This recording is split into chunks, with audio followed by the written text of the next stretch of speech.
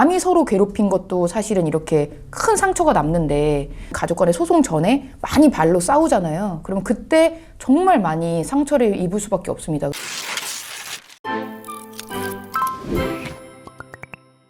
안녕하세요. 여러분의 상속메이트 최혜리 변호사입니다.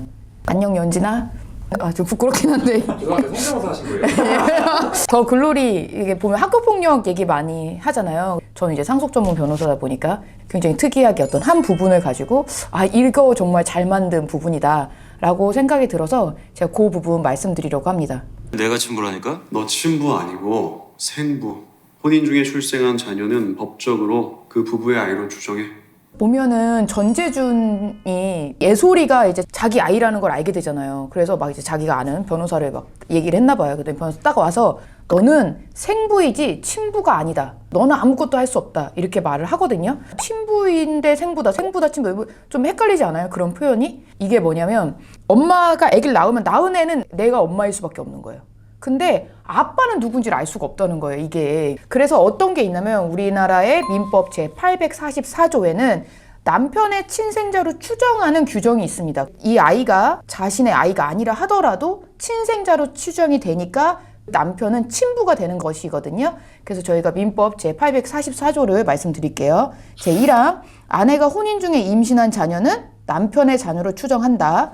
2항, 혼인이 성립한 날부터 200일 후에 출생한 자녀는 혼인 중에 임신한 것으로 추정한다. 3항, 혼인 관계가 종료된 날부터 300일 이내에 출생한 자녀는 혼인 중에 임신한 것으로 추정한다.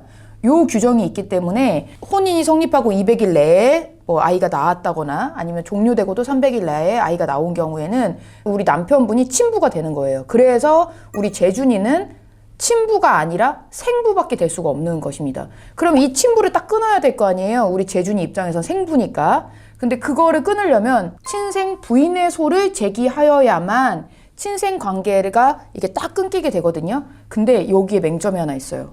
친생 부인의 소는 누가 제기를 할 수 있느냐? 연진이나 하도영이 할 수 있는 거예요. 한마디로 말하면 부부 두 양 당사자만이 할 수 있다는 거예요. 이 소송은. 지금 재준이는 그 소송을 제기할 수 있는 당사자 적격 자체가 없는 거예요. 어떠한 소송도 제기할 수 없으니까 친생관계를 못 끊었으니까 당연하게 우리 예솔이가 자기 자녀로 가족관계 증명서에 등재될 수가 없게 되는 상황인 것입니다. 근데 또 반대로 하도영 입장에서 제가 말씀드렸잖아요. 하도영은 시즌 1에서는 지금 예솔이가 자신의 아이로 알고 있지만 시즌 2에서는 당연히 아닐 수도 있겠지만 우리 예솔이가 자신의 아이가 아니란 걸 알게 될 거란 말이에요. 그럼 그럴 때 할 수 있는 하도영 입장에서의 얘기를 한번 해볼까요? 친생자로 추정이 됐기 때문에 추정이 된 상태에서는 친생 부인의 소를 제기할 수 있는 것입니다. 내가 친부로서 친부 자체를 끊을 수 있는 그런 소이기 때문인데요. 그래서 친생 부인의 소는 내가 이 사람이 친생이 아님을 안 날로부터 2년 내에, 그리고 만약에 예솔이 입장에서 생각하면 예솔이가 하도영이 사망을 했다면 사망을 안 날로부터 2년 내에 제기할 수 있는 소송이거든요. 그러니까 딱 기간이 정해져 있어요. 그래서 이 기간이 지나면 아무리 친생 관계를 부인하고 싶어도 부인할 수 없는 소송이 되는 거예요.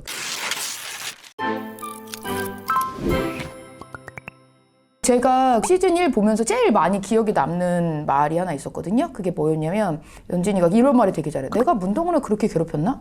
기억이 안 나. 이 말을 되게 자주 해요. 근데 우리 문동훈 입장에서는 평생을 정말 온 힘을 다해서 복수를 위해서 살 수 있을 만큼의 말들이었고 뭐 괴롭힘도 있었겠죠. 저는 이걸 보면서 제가 또 소송을 하는 입장에서 생각한 게 남이 서로 괴롭힌 것도 사실은 이렇게 큰 상처가 남는데 가족 간의 소송 전에 많이 발로 싸우잖아요. 그럼 그때 정말 많이 상처를 입을 수밖에 없습니다. 그래서 사실 상속소송은 최후의 수단이라고 생각을 하시고 소송을 고민하고 있으신 입장인데 굉장히 뭐 작은 가액인데 막 마음의 상처 때문에 막 그러신다 하면은 더 큰 상처로 서로가 남게 될 수도 있으니까 소송은 정말 최후의 수단이라고 생각하셨으면 좋겠습니다. 오늘의 영상 도움이 되셨길 바라고요. 구독과 좋아요 눌러주세요. 감사합니다. 멋지다 박연진!